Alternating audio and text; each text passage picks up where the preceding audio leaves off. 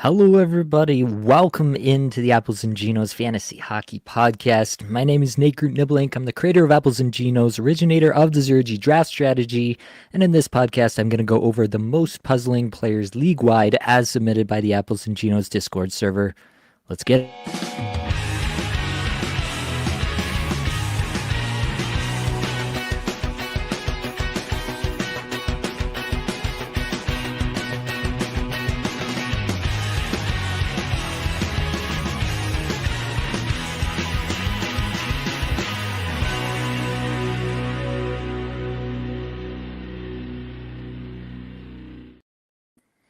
Welcome on in to the Puzzling Players, last one of the calendar year 2024. We've got some business to take care of here before we get started. First one I want to mention is I talk a lot about the Patreon. A quick Patreon plug at the beginning here. I'm going to be doing a new Patreon only episode next week, right after the Puzzling Players live stream next week. So if you're interested in getting a hold of that, what I am going to be talking about are my mid-season top players to buy and sell. A sneak peek there, big name if you're watching on YouTube. That's definitely going to be featured prominently for me. But yeah, I think that's going to be a really interesting episode. Supporter tier, $2 a month gets you in the door for that. So if that's something you're interested in, my mid-season top players to buy and sell will be coming out next week for patrons only. So get your biscuits in there, as Blake would say. Second order of business. We had a giveaway that we announced last week, Christmas Spirit giveaway, and we had definitely a bunch of people came through with some reviews, some comments, left it in there, and gave us some screenshots. And so we got a couple winners here, Ground Beef in the Discord and Hako Taco. Both will be receiving some Apples and Junos merchandise. I'll be reaching out via DM where you found me on Discord, so I'll be reaching out to get some mailing info and we'll get that out to you. But definitely glad to get into the spirits and have one more gift giving experience before we truly dive into 2025. With that being said, I want to address some comments that are coming in. Steve is in here. Happy New Year, Nate and A and G. Same to you, sir. I know you're a Fiala owner in one league. What are your thoughts about him this season? Someone offered me him for Tippett in a Cats league. Goals, assists, power play points, block shots, hits. Who do you like better? Yeah, obviously Tippett gives you the hits a lot more than Fiala does. Fiala's high on the list, so we can start there. 4 goals and no assists in his last 5. About 19 and a half minutes average time on ice. That's come up in a big way as of late. 65th shots per 60, 53rd individual scoring chances 4 per 60. The on-ice numbers, not so great. And yeah, it is a situation, I've spoken about it before, where you don't ever feel like terrific about the even strength lines out there in LA because they are really running a top 9 kind of situation. Fiala playing with Danault and Laferriere in the last game against the Flyers here. 184th, Corsi 4 per 60, 225th. Scoring chances 4 per 60 over the last 5. On the season, it's a 33 goal, 51 point pace in 18 minutes average time on ice.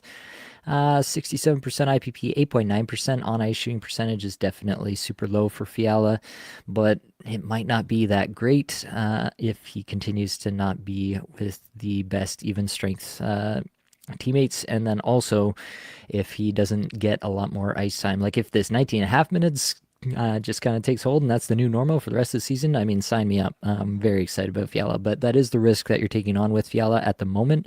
I would say that Fiala has a lot more upside than Owen Tippett does, but if you need the hits from Tippett, then I think you stick with Tippett. If you can forego the hits, like if you've got a lot of other kind of core players that you don't need those hits, or if, you know, your league isn't super hip to streaming hits and you feel like you can just go out and stream a big time hitter every single week. Like if Kiefer Sherwood was lingering on your Bangers Cats waiver wire for a long time and you were able to pick him up, then maybe you're the person who can afford to not roster Owen Tippett and you can take that swing on Fiala. Also, if you're at the point in the season, you're 9-2, you're tops in your league by a fair margin, you feel like you're sitting pretty and you want to take a swing on some big time production, Fiala definitely has that within the range of outcomes here. So I think it is a little bit dependent in a Cats league on what you need. Definitely both of these two players will run hot and cold throughout the course of the season. Drewski's in here as well. Good stuff. Steve also asks, you mentioned in your waiver wire show about Gudas needs to be picked up in banger leagues. It's a clown league if he's available. What are your thoughts about category specialists like Gudas? Yeah, I think that they pretty much should be rostered. I mean, Gudis is probably a bit of a special case just because of all the off nights, so it makes him just a perfect guy to roster. In Anaheim, he's going to have off nights like every single week. And so in a Bangers Cats, he provides hits and blocks at a pretty consistent clip. That's just a huge thing in my mind. I don't think you can get away from it too much. So Gudis definitely should be rostered in Bangers Cats leagues that have hits and blocks in my mind, and there are some others. That list is relatively short, I would say, like Gudis, Jeremy Lauzon, Kiefer Sherwood, and there's not too many guys after that I would classify as these guys must be rostered in a Bangers Cats leagues. So yeah, I think he's kind of in that elite tier list for me, and the other guys I would much more classify as stream in, stream out, like a Mark Kastelich, tons and tons of hits this year, right? But I think he's still on a streamer level for me. I don't think you have to roster Mark Kastelich all year long just for those hits that he's given you. So I think it is still a question with a lot of other players, but Gudis for me is still in the tier that he should be rostered season long in Bangers Cats. Jordan says, Happy New Year, Nate. Hope you have a good holiday. Let's get it. Same to you. Matt says, new oven mitt giveaway when? You'll have to talk to Blake about that one. He's the one who specializes in the oven mitts. CG also in here with a Happy New Year. Happy New Year to everybody out here. Drewski asks, think Bunting can keep this up? We can throw Michael Bunting on here and talk a little bit about it. Yeah, happy that I talked up Michael Bunting a little bit on the waiver wire show. He's got 4 goals, 5 points, and his last 5 was instrumental in my defeat in Cuffle this past week, which was very painful for me personally, but I'll try not to hold that against him.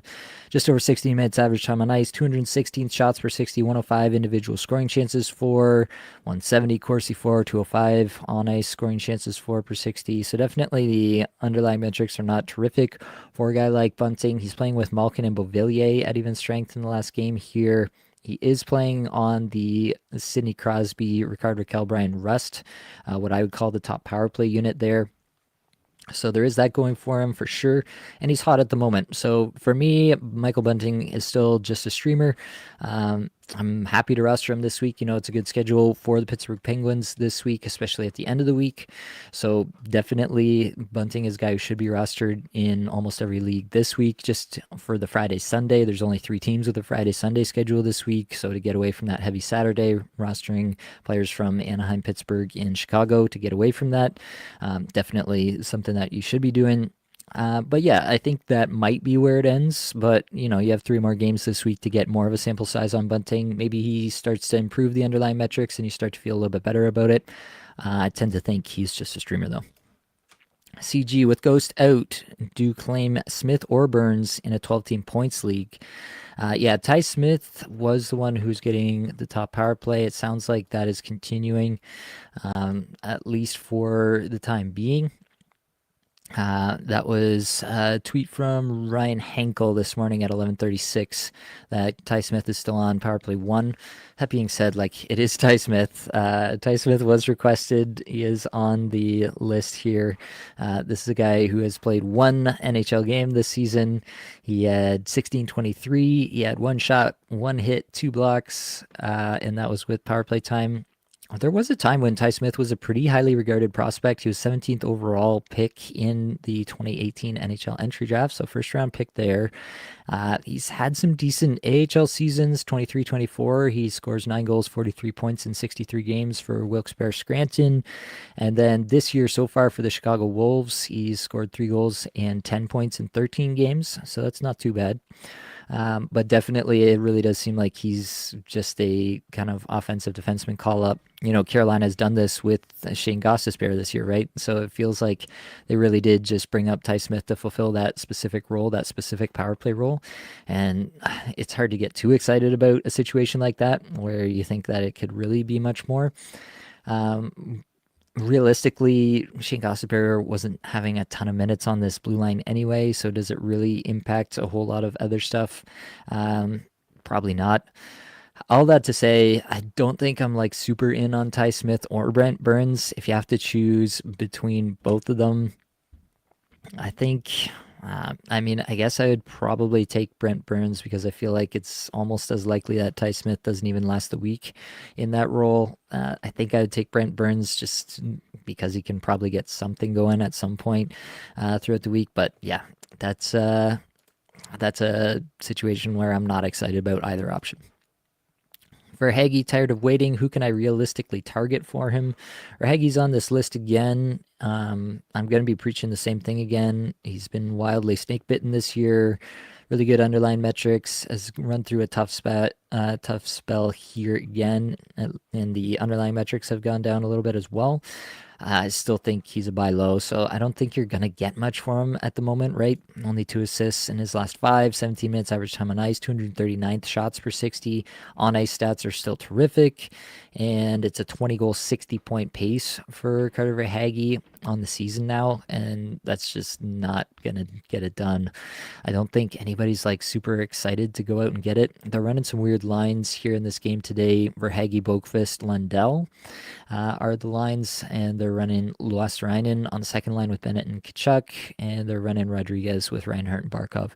So that's not looking good for Carter Verhaeghe. I just don't know what you can realistically trade him for that would have any kind of potential to outproduce him rest of season. I don't think that exists. For what it's worth, Verhaeghe's still on the top power play as well. So I know you're tired of waiting, but I think you should still be doing that. Kevin asks, what are your thoughts on Luke Hughes versus Matheson? Not so sure that Matheson is getting power play one back, but he gives better periffs.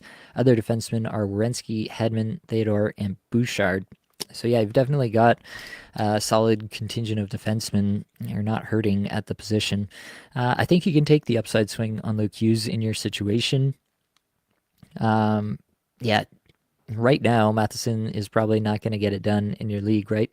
I do think that in some deeper leagues, Matheson is actually kind of a sneaky buy low because if he does get power play one, that could really help you if he gets moved. Like if Montreal decides to move off of Matheson, like make him available for trade, he could be the target for some teams. I don't know that he's going to get traded, in division or anything, but like, would Florida be interested in him to run the power play? Ekblad has done that, but I don't think that's their preferred stance on any of this. So, yeah, could Florida be interested in that? Like Toronto maybe would even be interested in something like that.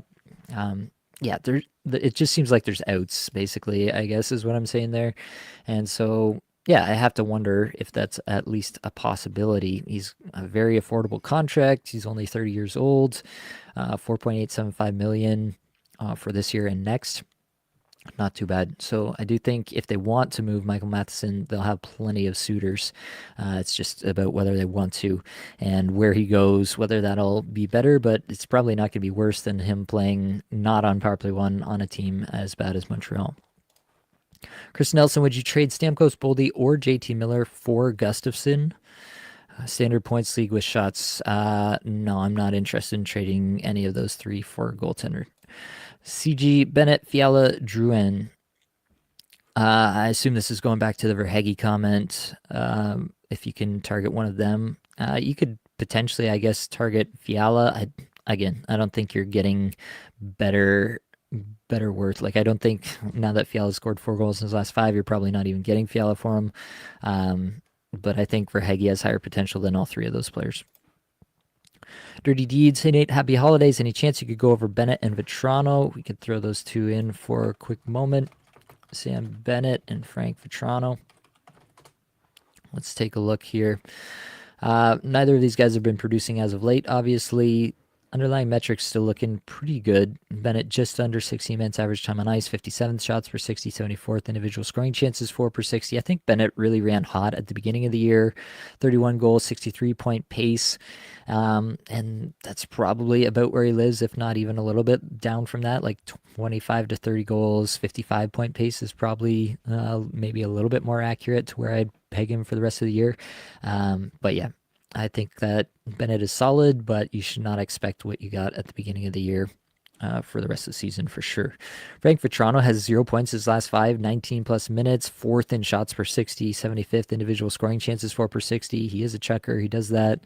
22 goal, 41 point pace, 6th in shots per 60 in the league on the season. The 19 minutes is really keeping me coming back, and he's really low. IPP is low, shooting percentage is low, on-ice shooting percentage is low. I do think that there is a solid bounce back coming for Vatrano. Really nice that Cronin appears to be really valuing Troy Terry and Frank Vatrano as true top-line players and giving them a lot of minutes here. And so I'm actually pretty in on Vatrano rest of season. I don't think he's like a top of the lineup guy, but especially if hits get you anything in your league, I think that Frank Vatrano is absolutely worth keeping at the moment. Brad Zuckerman, 1 year points only league, redraft Thursday for the rest of the year. Can only keep 2 of McCann, Olofsson, Peterka, Slavkovsky. Interesting. McCann I'm keeping for sure. And then it's really a conversation for me between Peterka and Olofsson. I think I'm taking Peterka. Yeah, I'll take Peterka. Olofsson has upside for sure, just playing alongside Eichel and Stone if he can maintain that role, but I'm not sure he can. So I think I'll take Peterka, who I think is the much more talented player there. This is, I think, the same question with maybe a little bit more detail from Chris about trading for Gustafsson. I'm not interested in trading for a goalie in general. Your goalies are Veg and Mrazek.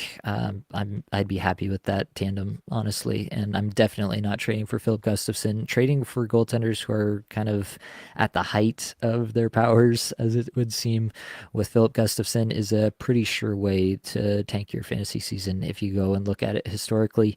A lot of people, they thought they struck gold with Joey Decord and Connor Ingram last year, but it was actually like Charlie Lindgren, who ended the year on a big run and won people championships.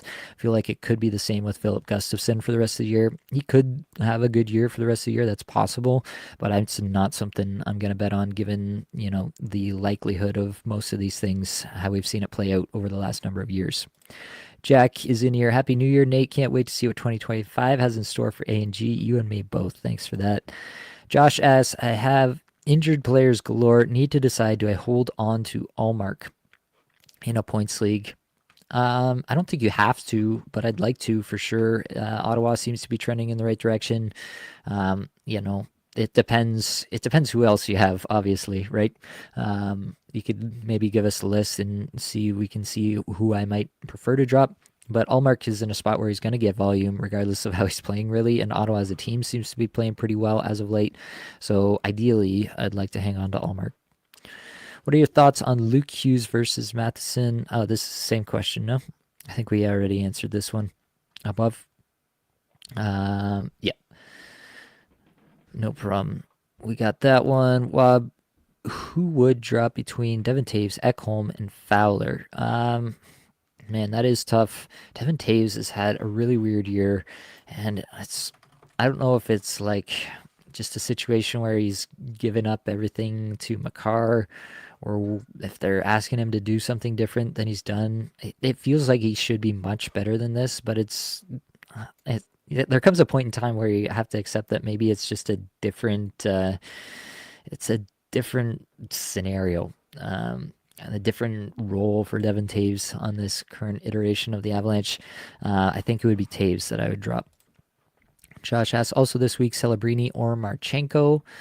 Tough question. I think I'm going to go with Marchenko.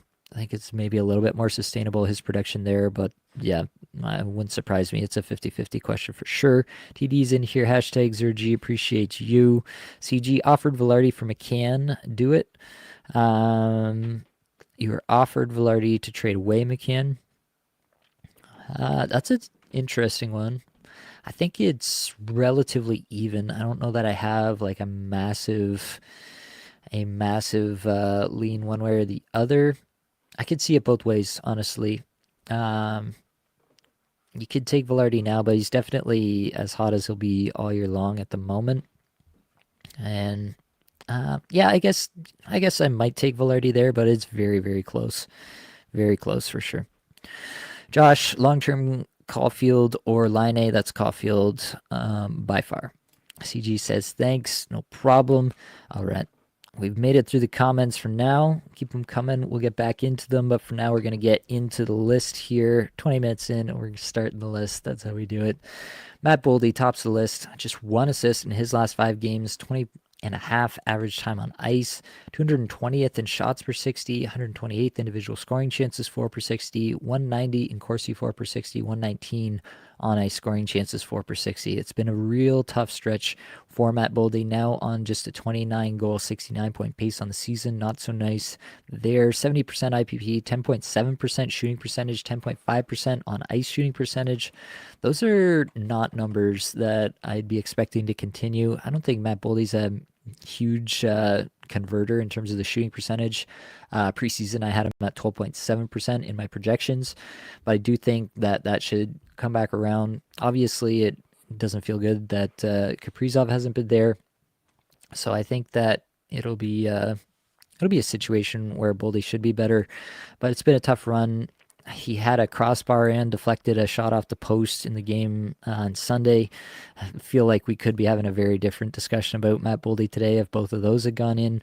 So yeah, I'm not like super concerned about it at this moment. He's clearly getting all the time on ice in the world. Kaprizov has been out. When Kaprizov is back, I feel like it should be positive for Boldy. They also have had Eriksson Ek out for a while. It's just been not a great situation. And yeah, still a young player, still finding his way. I do think that he should be much, much better in the coming days here. Jared McCann next up. He's got just 1 goal in his last 5 games. Blake and I did talk about Jared McCann in the flagship show that came out today, here on Monday if you're watching this live, yesterday if you're listening to this or watching this the day after. But I am still relatively in on Jared McCann. It's been a tough run. Blake mentioned that he thought that Jordan Eberle not being around had some negative effects on what McCann has been able to do since then. And I do think that holds some weight for me. It's definitely been a situation where those two have had good chemistry.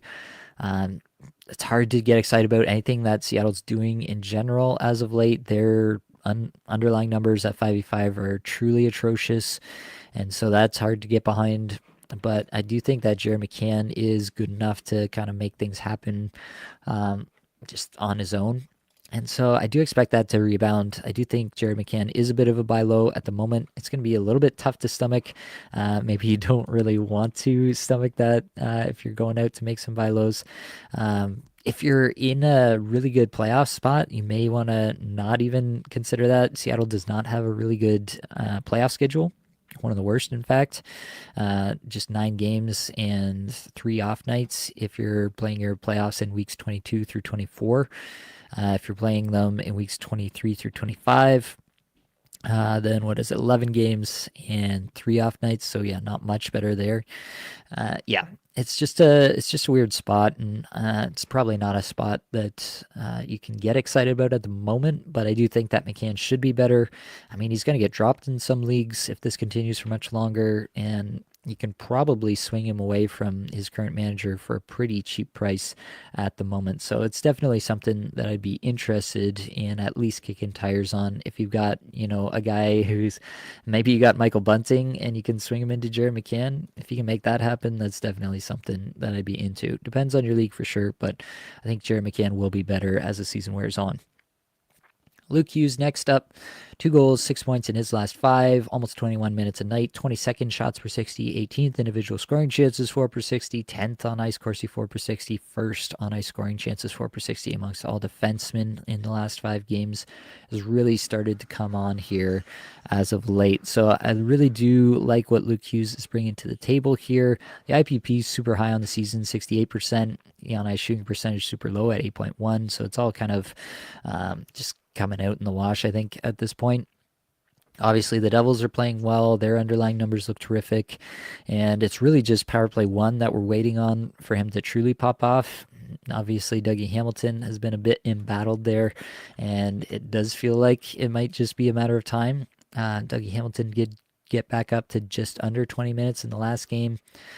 But yeah, it's been a while since Dougie's had any contributions on that power play, so you got to wonder if Luke Hughes does take over that spot sometime soon. Worth monitoring for sure. Luke Hughes, at least while he's hot, should be rostered like this, right? And so you can roster him and hope that the deployment changes. But yeah, for him to really hang on, this is a guy who really is shooting at a high clip for the first time this year, and hopefully that continues. But he's also a guy who does not hit and does not block, so you really need him to continue shooting, to continue producing underlying stats at this level for him to even be fantasy relevant in his current role. If he gets power play 1, then I think he can have standalone value even if the shots fall off to some extent. But yeah, there is some caveats still with Luke Hughes in my mind.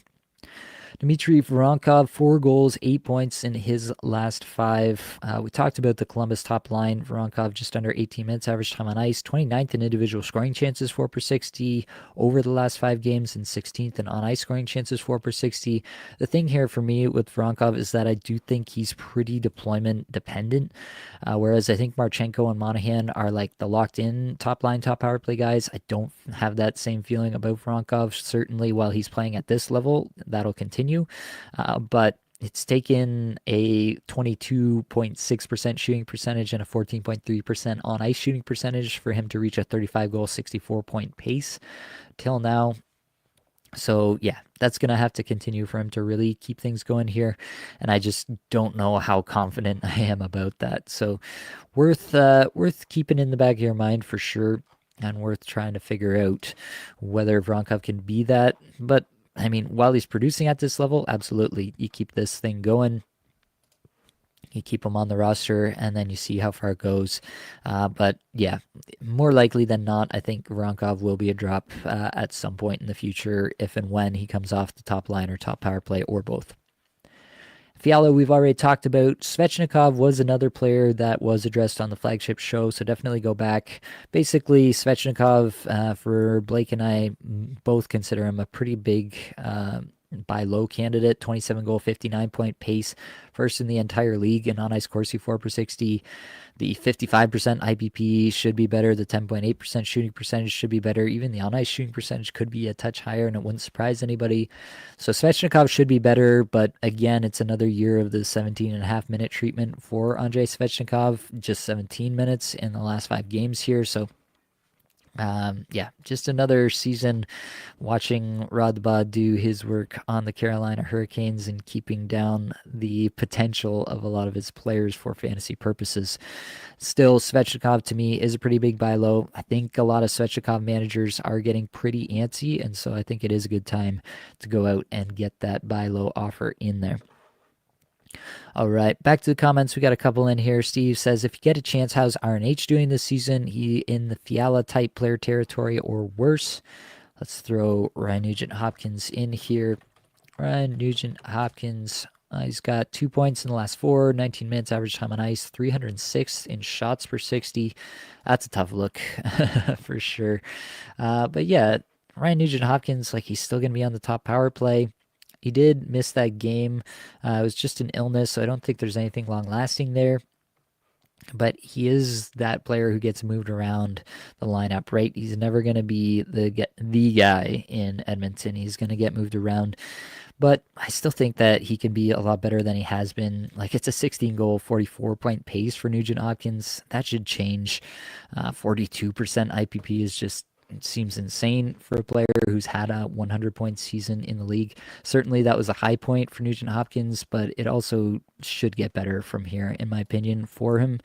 And I do think that we should expect that moving forward. I mean, he's playing on the McDavid line in practice again today. Those were the lines, so I do think that we should expect better things for Nugent-Hopkins. Fiala versus Nugent-Hopkins, I do think that they're probably in a similar tier. I think Fiala might have a little bit higher upside, but Nugent-Hopkins I actually kind of weirdly feel a little bit more settled about, even though the results have been worse for Nugent-Hopkins so far. Yeah, that's an interesting one for sure. But yeah, similar players in that there are some question marks. They don't seem to be like top tier guys in the coach's mind on their own team, and so they might get moved around a bit and might suffer from time to time as a result, might have some hot streaks and some cold streaks as a result. But overall, I do think that Ryan Nugent-Hopkins should do better than he has been and is worth holding on to if you're thinking about dropping him or potentially going out to acquire if you need to. Chris asks, need to drop someone when Kaprizov returns. Would you drop Holloway or Mrazek? Hesitant to drop Mrazek since my league members hoard goalies, so there's scraps on the goalie wire. Yeah, every league is different when it comes to that. For myself, I'm always not that worried about dropping a goaltender, even if my league mates are really all in on goalies all the time. Yeah, usually that doesn't bother me too much. Holloway, I do like the deployment at the moment, but if he's not playing games, like if you're looking at all your games for this week and Holloway isn't even making your lineup, then yeah, I think you can drop Dylan Holloway. Yeah, it depends obviously on your league size and where Dylan Holloway fits into all that. But if it's just kind of a standard points setup and he's kind of at that streamer level for you and he's not going to make your starting lineup on any night this week, absolutely, you can drop Dylan Holloway and not feel too bad about it. You got to get Kaprizov back in there. All right, moving along. Dylan Holloway is next up, so that was good timing. 3 goals, 5 points in his last 5, just over 17 and a half minutes average time on ice. 14th shots per 60, 69th individual scoring chances, 4 per 60. That's pretty nice. 121st in on ice Corsi, 4 per 60, 132nd in on ice scoring chances, 4 per 60. Now on a 28 goal, 52 point pace. Yeah, really, it's all about the deployment, right? So he's on the power play 1 now. He's on the second line there with Kyrou and Shen. And that's going to be good.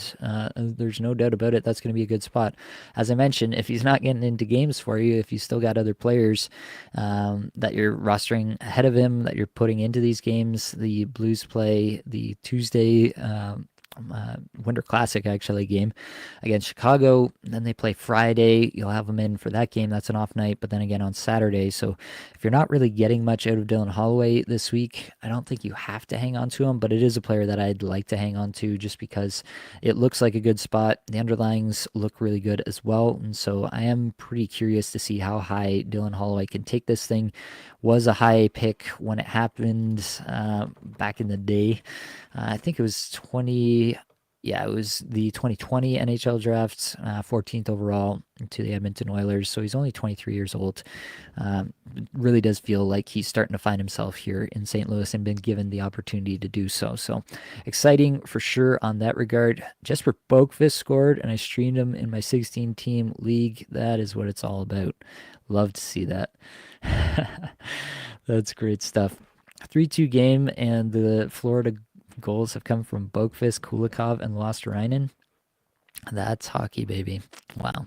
Good stuff from the squad here so far.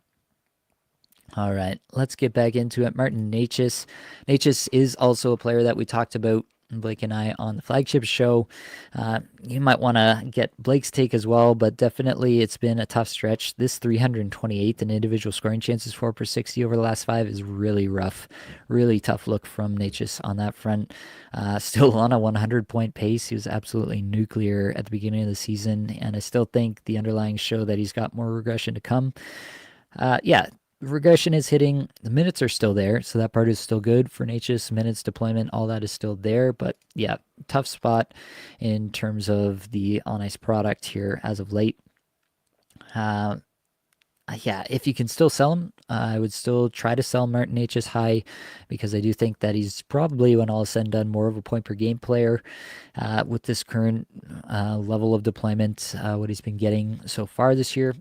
So yeah, I still think that there's probably a player out there that you could go sell for, and it might be well worth it in my mind. So take a look and see if this streak has you concerned. There might be some reason for that, in my opinion.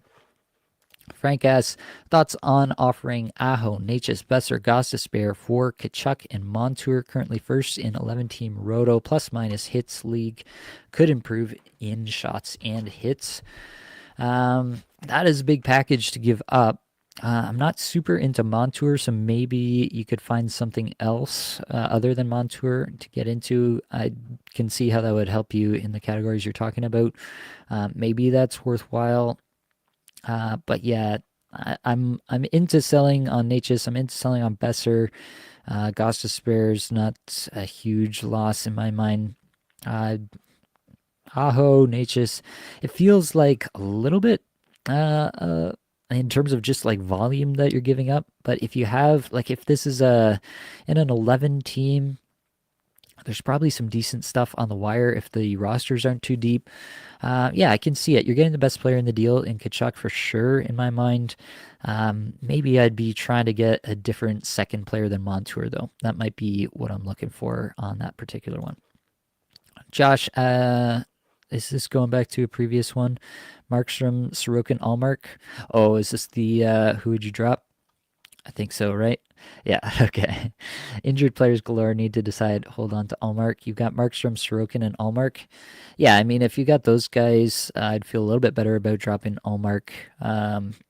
Yeah, if you're still here, then drop who the other injured players are, and we can try to decide who you could potentially drop other than Allmark, or if there's obviously if there's an injured player that's coming back a little bit sooner, then maybe you can hang on there. Back to the list. We already went over Verhaeghe a little bit. I still think Verhaeghe is potential buy low, and I would go out and look at doing that in my leaks. Have been. Florida doesn't have a great playoff schedule, but they do have off nights, so he's definitely going to help you out, at least in that regard, if not with sheer volume of games played during your playoffs. So I think he does make some sense for some teams that can afford to, let him work his way through this cold stretch before I think he will kind of rebound and become much better moving forward. So that's my take there. Jack Quinn, interesting stretch for him for sure here. He's got 2 goals, 4 assists, 6 points in his last 4 games, just over 15 minutes, average time on ice. Really nice stuff from Jack Quinn in terms of the point production. 157th shots per 60.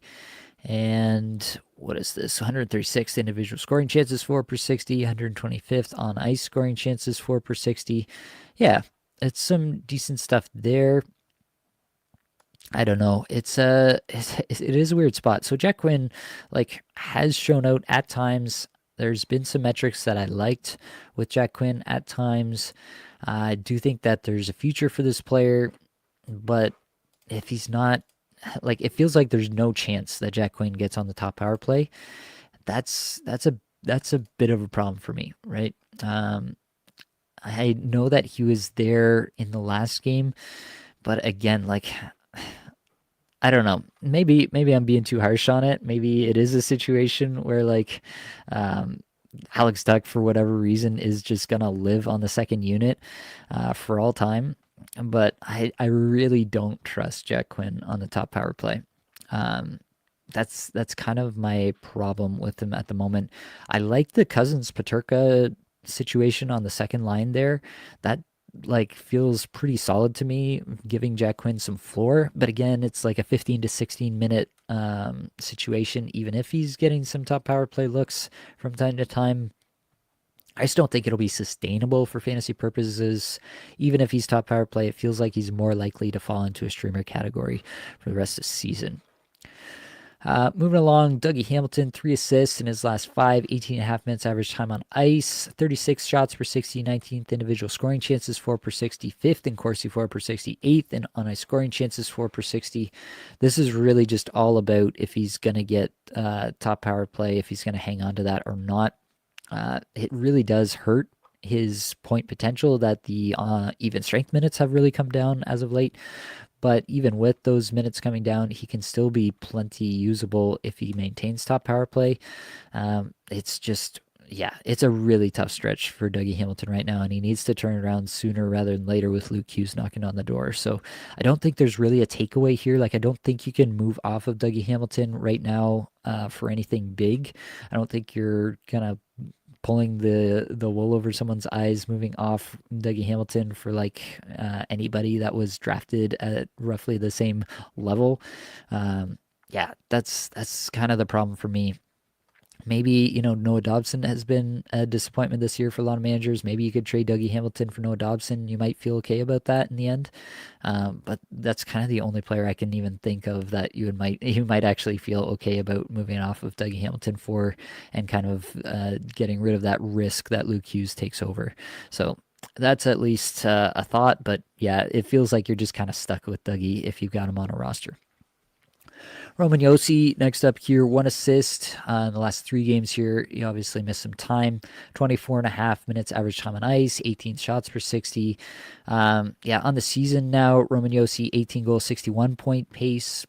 And the on ice metrics look terrific. Like, it's same old Roman Josi under the hood, it really feels like here. 55% IPP, 7.5% shooting percentage, 9.5% on ice shooting percentage is really the problem. Talked about it with Blake yesterday. It's really just the on ice shooting percentage for all of these Nashville players just feels so terrible. For whatever reason, they have just been completely unable to finish basically the entire season. And I feel like that should turn around. I don't think that feels unsustainable for the players, the personnel that they have on this team. So yeah, if you can buy low on Roman Josi, I would. I still view him as a top 5 fantasy defenseman moving forward. Let's get back to some comments. Ronster Monster 96 in a Bangers Cats League, wins, goals against average, save percentage, shutouts. What do I do with Lehkonen? Hold or try and sell high for another goalie? I mean, if you can sell Lehkonen for another goalie, I think I would definitely entertain that. Yeah, it feels like it's going to go Demko's way. Even if it's a bit more of a tandem, Lehkonen should be the 1B there. And so I just don't think you're going to get a lot of value out of Lehkonen, even if he's doing well in the starts he has. I just don't know that those starts are going to be good. Good enough, I should say, to kind of counteract the lack of volume that I'm foreseeing here. So yeah, it's a tough spot for Lehkonen, so I don't think so. I don't think I want to hang on to Lehkonen. I think I would try and sell high if you can still for another goalie. Realistically, the best time to sell Lehkonen was probably 3 or 4 weeks ago when he was in the middle of looking amazing. So hopefully you can still get something for him though. CG, my playoff schedule favors Dallas, Montreal, Ottawa. Best claim: Slavkovsky, Ben, Giroux, or Norris. Interesting stuff. Ben has been on a heater, but feels like just a kind of a product of more opportunity. Marchment out, Sagan obviously out. Don't know that lasts forever. Slavkovsky has potential, but obviously that potential is not coming through right now. Giroux is the safest in my mind for sure, but probably not the sexiest. Yeah, I might take. I think if you're looking ahead to playoff schedule now and trying to think about a pickup for the playoffs right now, which I'm not sure that that's even the correct way to think about it at this point in the season, then I guess I would go Giroux just for the safety. I think Slavkovsky still has the highest upside, but it's really uncertain whether I'll actually hit that at any point this year. All right. Danny asks, what do you think about Huberdeau's current form? Is he turning into a hold? Let's throw Jonathan Huberdeau in here. Jonathan Huberdeau, 4 goals, 6 points in his last 5, 20 minutes a night, which is nice.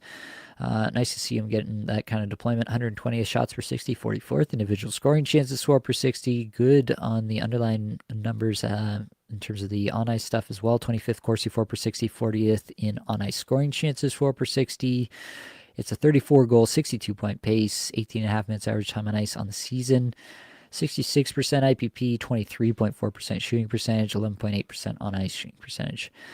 Yeah, I'm going to say that it's most likely a scenario where Huberdeau's running a little bit hot. Definitely on the goal scoring, he's running hot, but it is nice to see him come up with a little bit higher of a shot number and an individual scoring chance number. The average time on ice doesn't hurt as well. I like to see that. Yeah, do I think that he can continue at a 62-point pace? Yeah, I think he can. Could be trending towards a little bit more of a hold, but I don't think you have to. I don't think Jonathan Huberdeau is gonna morph back into a point per game plus player at any point here. So, like, if you had to move off of him, I would still not consider him to be all that much more than a streamer. So you can hold him for now as long as the underlying metrics are looking good and the puck's going in the net. Sure, let's hold on to him. Let's keep that thing going. But I don't think that he's shown enough yet to where I'm like, absolutely, he's a hold, no questions asked. CG, better rest of season, Bennett, Fiala, or Drouin. Drouin on power play 1. Yeah, Drouin did get back on the power play 1 in the Colorado Avalanche practice today. Bennett, Fiala, or Drouin, I would take Fiala there pretty conclusively. Huberdeau has been on fire over the last month. How much of a mirage is the current production? What do you think his outlook for the rest of the season is? Yeah, so I think I've just addressed that there. I do think 62-point pace is not out of reach, but that's probably closer to the ceiling than the floor. Frank asks, would Ekblad be better option than Montour? This is going back to the Shots and Hits League, the Roto League. Yeah, I think I would take... I think I would take Ekblad over Montour at the moment. I'm pretty worried about Seattle in general. Montour has fallen off since Dunn has come back. Yeah, a little bit tough there. It's slightly better, I guess, but same tier of player probably. Sorry, just catching up. Dougie Hamilton, would you prefer Heiskanen or Hamilton? Rest of season points format was offered Chychrun for Hamilton as well. Interesting. Chychrun, I think, has way more upside. I shouldn't say way more. Dougie Hamilton still has a ton of upside, but he probably needs more minutes to hit it. Chychrun has been overproducing for sure, but still on power play 1 at the moment. If that continues, he could sustain a good chunk of his production. Still shows out tremendously in all the metrics that I like to look at. Heiskanen is a really interesting one as well. Feels like he's been completely snake bitten this year and should be better. I think Heiskanen feels like it's not gonna be like a big win rest of the season. So that's the tough part with Heiskanen. Chychrun feels like it could be a big win, but it could also be a big loss. So it's a risky swing. Yeah, Chychrun is the ballsy play. Heiskanen is like the soft pedal play, I guess, where you're just like hoping not to lose too much on your Dougie Hamilton investment. And then, yeah, just holding Dougie, I guess, is like you're praying that he hangs on to power play 1. So, yeah, it depends, I guess, on what you need.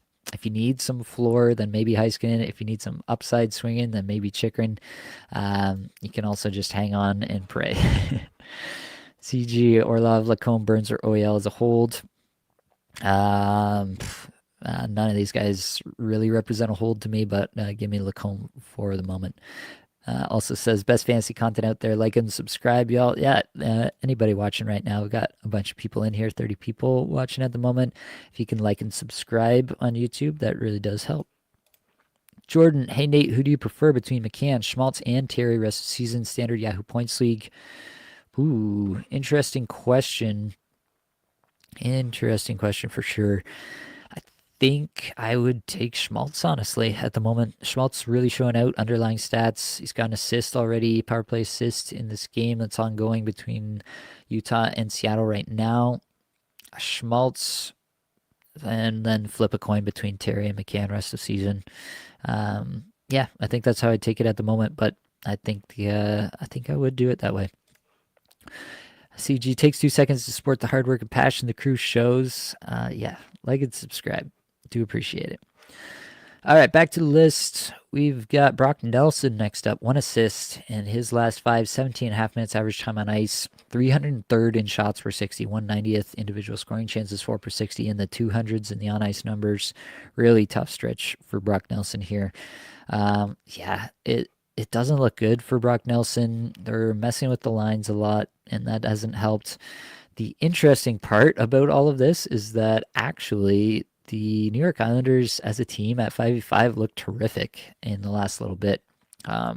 Second in, what is this? So third in Corsi 4 percentage, or sorry, Corsi 4 per 60 in the 5v5 score and venue adjusted mode on natural stat trick.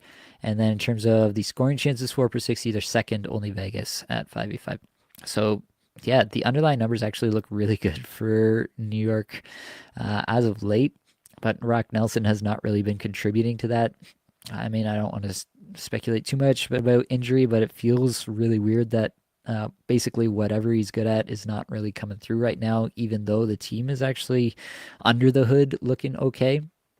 Yeah, weird spot for Brock Nelson for sure. He is probably the Islander that I have the least faith in at this exact moment, for whatever it's worth. John Carlson, 0 points his last five. I think it's actually 0 points in his last seven, Blake and I said. John Carlson was featured again on the flagship show yesterday. 23 minutes average time on ice. Underlying numbers are nothing to write home about, basically. 7-goal, 52-point pace on the season now, 38% IPP. That's not going to be that low all year long, but it does feel like there's at least this potential problem of Jacob Chychrun taking over at some point. I don't know how likely that is. It doesn't feel super likely, but it is, even if there's a 25% chance that Chychrun just takes over the top power play from Carlson and Carlson gets bumped off it, that's something you got to factor in. And so it is concerning when he has these stretches. As long as he's on top power play and getting 23 minutes a night, I don't have major concerns about Carlson. My only real concern is if there is that 25% chance that Chychrun does take over the power play one situation. Laine Hutson, goal, 4 points in his last five, over 21 minutes average time on ice, 130 shots per 60, 149 individual scoring chances, 4 per 60, 6th in on-ice Corsi, 4 per 60, 48th in on-ice scoring chances, 4 per 60, on a 5-goal, 57-point pace on the season, 51% IPP, 12.6% on-ice shooting percentage. I think this is probably a sell high moment on Laine Hutson. Again, one of these players that probably isn't giving you a whole lot in terms of the peripherals. He's not a guy who shoots a lot, not a guy who hits like at all, not a guy who blocks a lot either. So really you're just hoping for all these power play assists as he feeds Laine. That's basically the best that you're hoping for here. And there is still the chance that he goes real cold. If I've said it once before, I've said it a million times, but rookie players are some of the most unpredictable for fantasy purposes. So yeah, it might be a sell high moment for Laine Hutson for me, honestly, right now. Yeah, they have Mike Matheson there who has and will run power plays again. So I think that Laine Hutson has to keep up a good level of production. I think he's a terrific player, don't get me wrong, but he is a rookie in the league, and rookies go through extended stretches where things aren't going their way, and that is still a potential issue. And so I find it hard to just believe that Laine Hutson will be a 57-point player rest of season, especially with a high IPP and high on-ice shooting percentage. Back to the comments. I've got a thank you in there. Appreciate you. Richard says, struggling to find someone to drop to activate Barzal in a Bangers Cats. Bottom of my roster is DeBrusk, Sorokin, Kemper, Ben, Vatrano, or do I just drop Barzal?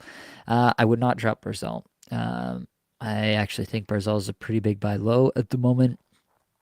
In a Bangers Cats, DeBrusk has been decent.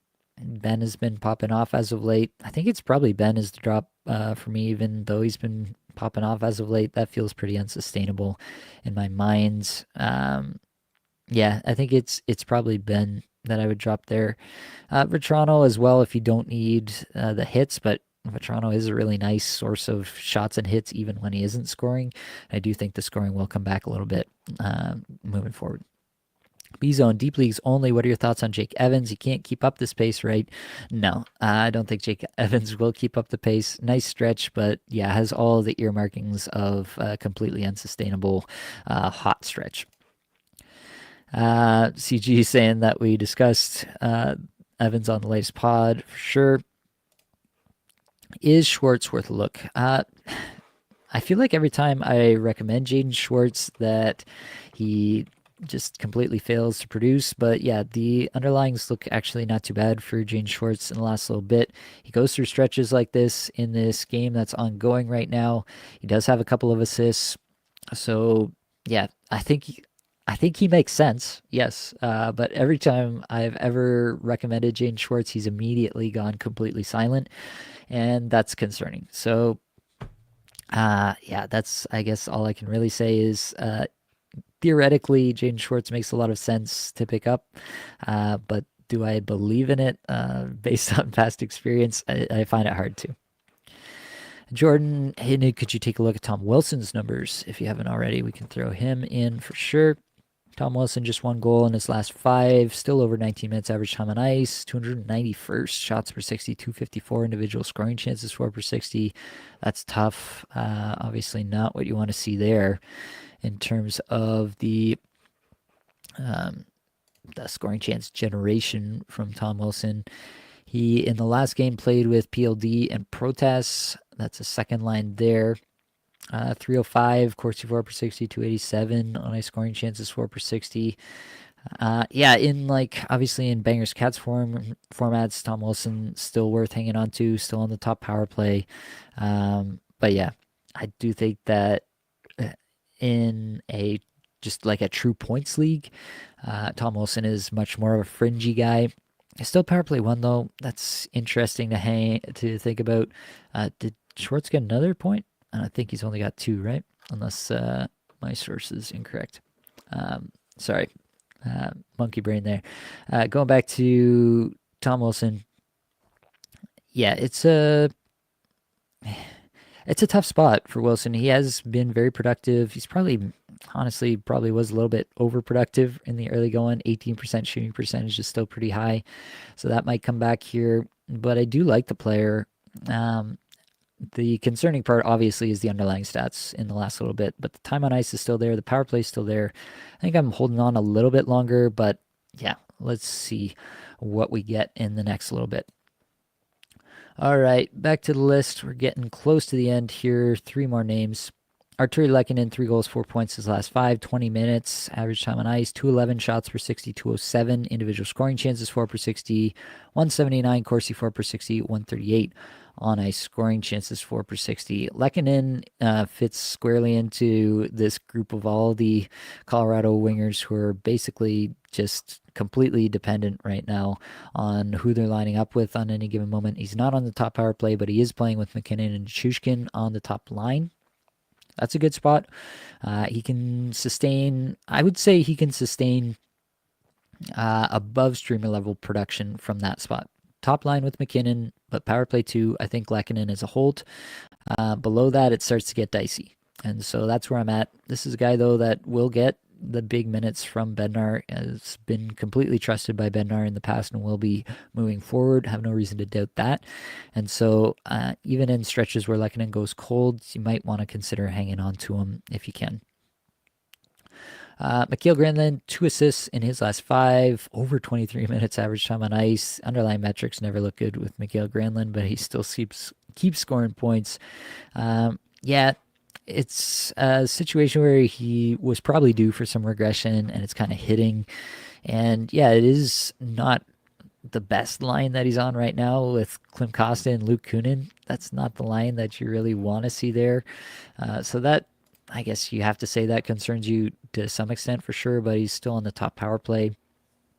McCann Granlund at 23 minutes, he's just going to brute force his way to a 70-point pace if he's getting that crazy amount of deployment. So not someone I'm looking to drop just yet. I will say McCann Granlund also probably a guy that feels like a trade to one of these contending teams a little bit later in the season, and he ends up like a second line left winger somewhere, not on the top power play, and then his fantasy value is just completely shot. So yeah, might be a guy that you want to move off of before any of that happens. Last player on the list, Patrick Laine, 2 goals, 3 points his last 5. The average time on ice is skewed because of that game that he left with injury, but 16th shots per 60, 345th individual scoring chances, 4 per 60. Wild stuff. Laine is really just showing out as a power play merchant at the moment, and honestly not that much more, which is obviously concerning. You want to have your players doing well at even strength as well. The Alex Newhook and Kirby Dach treatment on the second line to go with Laine is not great. That's never going to fare super well for you in the long term, but it does seem like Laine should be a fixture on the top power play moving forward.